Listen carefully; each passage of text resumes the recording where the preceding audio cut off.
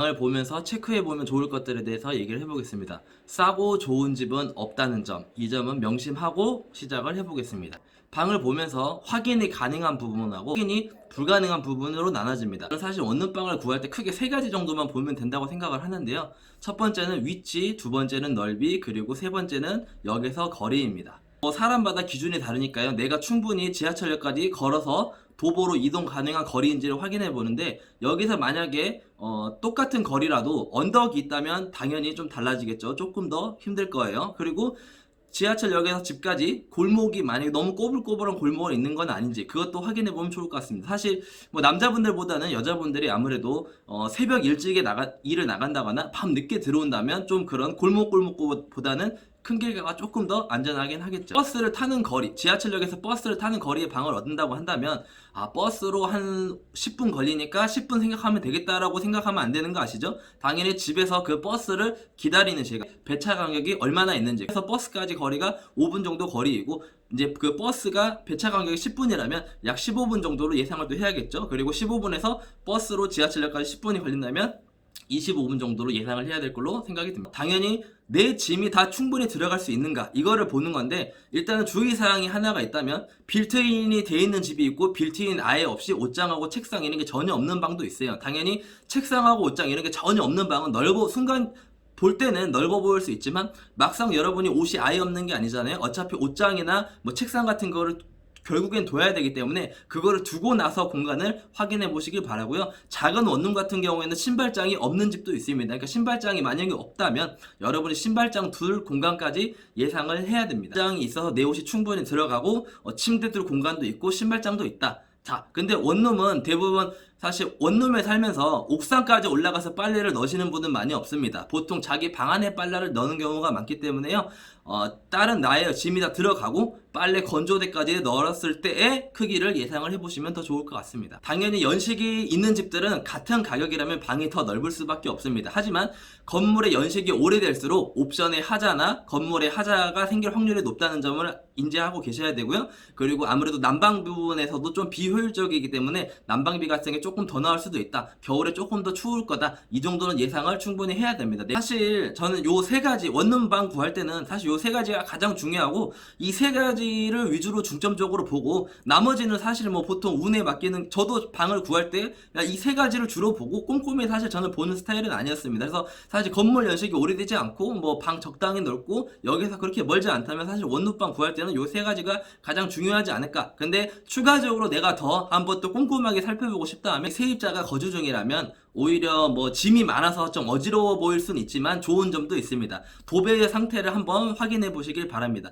세입자가 사는 집이면 도배를 아마 새로 하지는 않았을 거예요. 근데 세입자가 살고 있는데 구석구석에 곰팡이가 없다. 그러면 최소한 내가 이 세입자가 지금 어떻게 생활하는지는 모르지만 그 정도 생활을 하면 나도 곰팡이 정도는 안 생기겠구나라고 예상할 수 있을 것 같아요. 근데 꼭 이제 얼룩이 진 부분이 있습니다. 보통 침대와 벽에 붙어 있다면 그 부분은 아무래도 사람이 계속 누워있던 자리이기 때문에 그 부분은 얼룩이 있는데, 그 부분 얼룩 하나 가지고 전체적으로 얼룩이 생기는 거라고 생각하시면 안 될 것 같아요. 그 정도는 누가 살아도 내가 벽에 기대고 있다면 얼룩이 생길 수 있는 점은 참고하시길 바랍니다. 옷장이나 어떤 가구가 벽에 너무 밀착해서 붙어 있다면 이 가구와 벽과의 좀 공기가 통할 수 있는 공간이 필요합니다. 이 공간이 없다면 이 사이가 곰팡이가 충분히 생길 수 있습니다. 환기를 자주 안 한다면 말이죠. 모서리 부분이라는, 여기 모서리 부분에 곰팡이가 있다면 그나마 좀 다행이고, 벽 전체에 당연히 곰팡이가 있다면 그거는 조금 생각해 봐야 돼요. 보통 출근해서 나갈 때 창문 한 반뼘 정도만 열어두면 사실 웬만한 집은 곰팡이가 잘 안 생기는데요.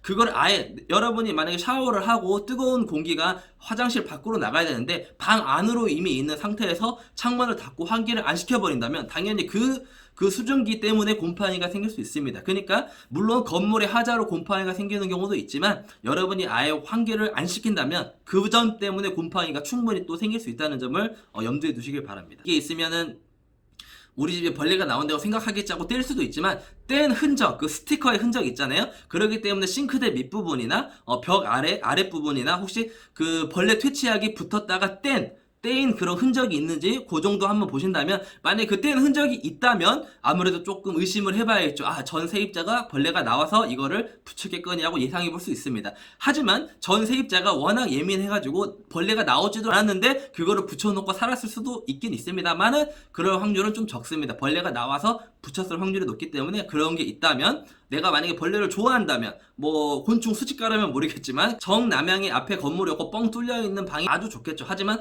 그런 방은 사실 많지는 않습니다. 채광이 그렇게 안 좋더라도 앞에 창문을 열었을 때 앞에 건물과 거리가 충분히 있다면 환기는 어느 정도 잘 될 걸로 생각을 하시면 될 것 같고요. 물론 채광도 좋고 앞에 건물도 없는 게 가장 좋습니다. 가장 좋지만, 이 집은 다 좋은데 채광이 좀 안 좋네? 근데 앞에 건물과의 거리가 있다면, 내가 환기만 좀 시킨다면 그래도 환기는 잘 될 걸로 예상하시면 됩니다. 왜냐면 아까 말했지만 원룸 건물은 보통 방 안에 건조대를 둬야 되기 때문에, 그래서 만약에 내 방이 좀 환기나 채광이 안 좋다면 선풍기나 제습기를 하나 사시는 걸 추천드립니다. 수압 같은 경우도 뭐 요즘에 뭐 많이 알고 계시듯이 뭐 싱크대 물을 틀어보고 화장실 변기도 동시에 내려보고 뭐 이 정도로 확인하면 될 것 같고요. 오래된 집일수록 수압이 약할 확률이 높기 때문에 뭐 최근에 지은 집을 굳이 뭐 크게 확인 안 해도 되지만, 연식이 오래된 집이라면 수압은 꼭 확인을 해보시길 바랍니다. 가격도 좋고 위치도 좋고 다 좋은데 화장실에 창문이 없어요. 이런 경우에는, 저도 화장실에 지금 화장실이 없는 집에 살고 있고 예전에는 화장실에 창문이 있는 집에 살았었습니다. 화장실에 창문이 있으면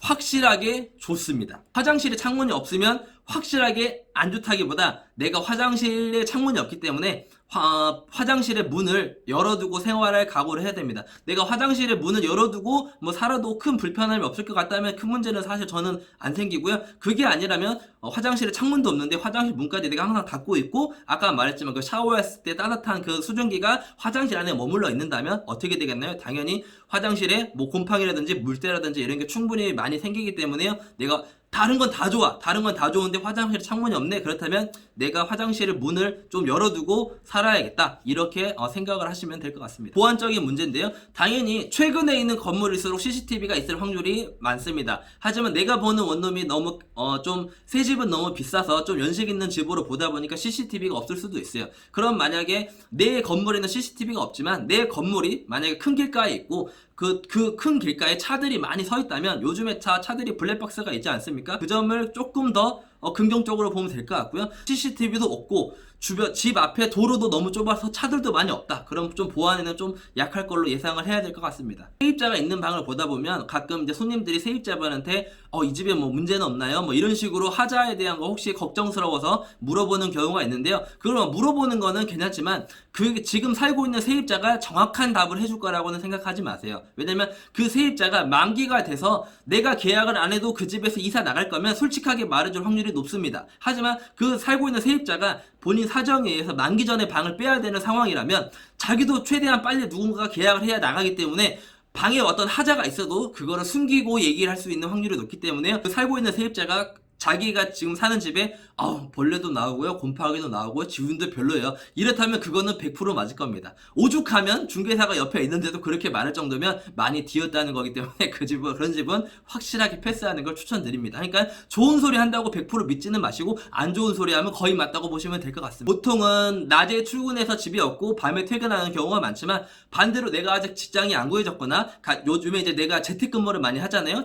낮에 집에 많이 있다면 집 주변에 혹시 공사 현장은 없는지 한번 확인해 보십시오. 아침 일찍부터 새벽까지는 하진 않습니다. 아마 한 5시인가 6시까지만 하는 걸로 알고 있는데, 그 시간 이후로 내가 집에 들어온다면 뭐 상관없겠지만 낮에 내가 집에 있다면 그 공사의 소음도 무시할 수 없습니다. 그리고 내 집 주변이 공사를 하고 있다면 창문을 열고 갔다가는 먼지 같은 게 많이 또 들어올 수 있기 때문에, 창문을 열었더니 앞에 건물이 공사 중이에요. 지금 아직 1층 작업도 안 끝났습니다. 그럴 때 채광이 너무 좋아요. 그 채광 때문에 계약을 할 거면 안 됩니다. 왜? 앞에 건물이 몇 층까지 올라올지는 모르기 때문에, 내가 지금 보는 집이 2층인데 앞에가 공사 중이라 뻥 뚫려 있어요. 그러면서 채광이나 환기가 좋은 건데 그 집은 이제 몇 달 있으면 높게 건물이 보통 지어질 겁니다. 번화가에 있다면 밤에 충분히 시끄러울 수도 있겠다라고 예상을 해야 됩니다. 물론 저 1층에 막 술집이 많고 식당이 많고 고깃집이 많아요. 근데 내가 2층이나 3층 정도로 갈 거면 충분히 밤 늦게 여러분이 방을 낮에 봤잖아요. 근데 밤에 거기 사람들이 바글바글 해요. 그러면 그 뭐 담배 냄새와 음식 냄새가 올라올 수도 있고 사람들이 떠드는 소리가 다 들릴 수 있습니다. 물론 고층이면 안 들리겠지만 저층이라면 충분히 그 점도 있습니다. 물론 상가가 많을수록 유동인구가 많을수록 밤에 왔다 갔다 하는 사람도 많기 때문에 조금 뭐 치안적인 면에서는 좋을 수 있지만 어떻게 보면 사람이 많기 때문에 좋은 점도 있지만 사람이 많이 다니기 때문에 안 좋은 점 있으니까 요 정도 참고하시면 좋을 것 같습니다. 방 안만 보겠지만 복도나 계단, 뭐 엘리베이터 그 해당 건물 주변 상태에서 한번 보신다면 되게 깔끔하게 정리가 돼 있다면 그 임대인이 아마 신경 써서 청소나 관리를 하는 집일 거고요. 되게 복도도 엉망이고 뭐 계단도 엉망이고 건물 주변도 막 쓰레기 엄청 난장판이고 이렇다면 임대인이 아마 그 건물 관리를 좀 소홀하게 하는 집이기 때문에 그 정도는 예상을 해보시고, 내가 아무리 내 방을 깨끗하게 쓴다 하더라도 그 옆방, 아랫방, 윗방이 되게 집을 너무 지저분하게, 복도도 지저분하게, 건물 자체가 지저분하다면 벌레가 나올 수도 있습니다. 물론 반대로 벌레가 안 나오는 집인데 내가 쓰레기를 안 버리고 방 안에 계속 둔다면 당연히 나 때문에 벌레가 나올 수도 있습니다. 임대인이 그 건물에 같이 사는지 안 사는지도 확인해 볼 수 있겠죠. 이거는 중개사한테 물어보면 될 것 같습니다. 장단점이 있는 것 같아요. 주인이 같이 살면, 물론 주인 성격이 좋은 사람이라면 꼼꼼하게 뭐 건물 하자나 어떤 옵션에 뭐 문제가 생겼을 때 바로바로 수리를 해주니까 굉장히 좋은 점이 될 거고요. 아니면 반대로 임대인이 너무 깐깐해, 너무 좀 악덕 임대인이야, 그러면 오히려 같이 안 사는 게 좋겠죠. 하지만 대부분 뭐 정상적이라면 임대인이 같이 사는 집이 아무래도 좀 AS 부분에서 빠르게 처리가 가능하고요. 나는 좀 되게 좀 조용하게 밤에 잠자고 밤에 좀 조용히 했으면 좋겠어. 근데 주인이 같이 살면 아무래도 뭐 내 옆방이나 위에 층 아래층이 막 밤에 노래를 부르고 뭐 소리를 지르고 친구들하고 맨날 술 파티를 하고 뭐 어쩌다가 한 번이면 상관없지만 날마다 그런다. 근데 주인이 같이 살면 주인이 그걸 자기도 경험하기 때문에 바로 얘기를 좀 조용히 해달라고 얘기를 하겠죠. 근데 주인이 같이 안 살면 그런 부분에서 반대로 내가 술파티를 할 사람이면 주인이 같이 안 사는 집은 좋겠지만 적당히 하세요. 왜냐면 같이 사용하는 공간이니까. 맞아요, 이사를 처음 하고 친구들도 뭐 지방에서 놀러 오고 잘 수도 있고 어쩌다 하루 정도 그럴 수 있지만 그럴 때는 창문을 좀 닫고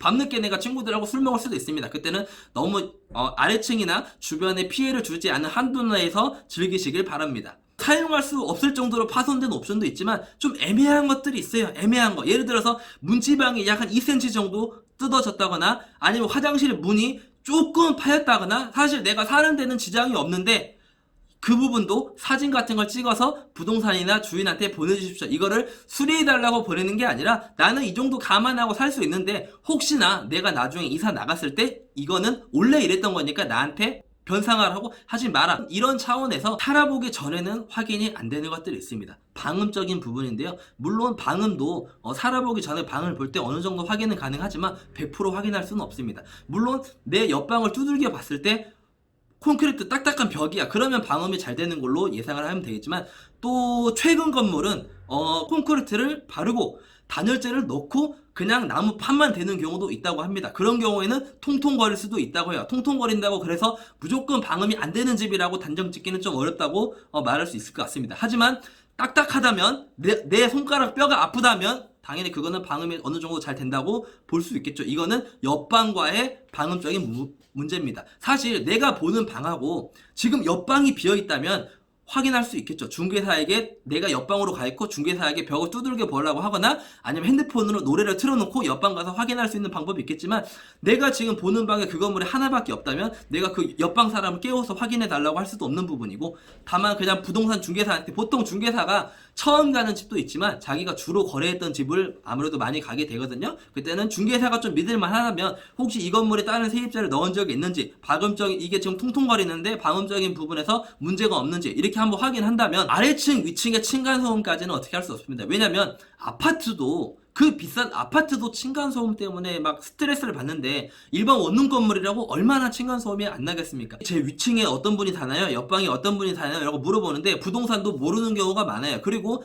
내 옆방 윗방에 되게 조용하고 얌전한 사람이, 착한 사람이 살았으면 좋겠는데 실제로 착한 사람이 살고 있은 상태에서 내가 이사를 했는데 그 착한 사람이 이사를 나가고 약간 이상한 사람이 들어오면 그거는 말 그대로 복불복입니다. 그래서 위층, 아래층, 옆방 내가 세입자까지 신경을 쓴다. 사실 이거는 지금 좋아도 이사는 수시로 왔다 갔다 할 수 있는 부분이기 때문에 이거는 약간 운에 맡겨야 되는 부분이지 않을까. 임대인의 성격은 살아보기 전에 알 수는 없지만 만약에 건물의 청소나 도배 같은 상황이 안 좋아서 중개사가 주인한테 여러분이 보는 앞에서 주인하고 통화를 할 수가 있을 거예요. 지금 손님이 이 집에 도배를 좀 해달라는데 해줄 수 있나요? 뭐 예를 들어서 어떤 걸 원하는데 해줄 수 있나요? 이렇게 물었을 때 그때 만약에 목소리가 들린다면 더 좋고 쿨하게 그럼 당연히 내가 해줘야지 이런 주인이 있고 그걸 꼭 해줘야 되나? 그냥 살면 안 돼? 이 모든 것을 다 완벽한 집은 사실 저는 없다고 생각합니다. 그래서 처음에 말했던 그 세 가지를 중점적으로 보시되 나머지를 더 구체적으로 보고 싶다면 그 나머지 것들을 참고해서 보시면은 좋을 것 같고요. 있을 수도 있겠죠. 어쩌다가 인터넷에 정말 수백 명, 수천 명 중에 한 명이 그런데 어떻게 운 좋게 들어갈 수는 있겠죠. 그럼 그 사람이 쓴 글을 보고 나도 이 길을 가야지 하면 확률은 매우 낮아지겠죠. 제가 처음에 말했지만 싸고 좋은 집은 없습니다. 모두가 좋아하는 깔끔한 집, 넓은 집, 뭐 CCTV 있는 집 이런 집이 하나하나 조건이 붙을수록 월세는 올라갑니다. 그게 어떻게 보면 당연하겠죠. 당연하다고 내가 생각은 하지만 막상 내가 방 구할 때는 그렇게 또 생각을 안 할 수가 있습니다. 그거는 사실 저도 마찬가지입니다. 저도 방 구할 때 마찬가지라서 이해는 합니다. 근데 너무 방 볼 때 이것저것 다 따지면 사실 완벽한 방은 사실 내가 여러분이 건물을 지어도 완벽한 모든 호수를 완벽하게 만들 수는 없을 겁니다. 그럼 뭐 방 대충 구하는 소리야? 대충 구하는 소리는 아닙니다. 하지만 완벽한 방은 없다. 다만 아까 체크해야 될 부분에서 큰 문제가 없다면 뭐 큰 걱정 안 해도 될 것 같습니다.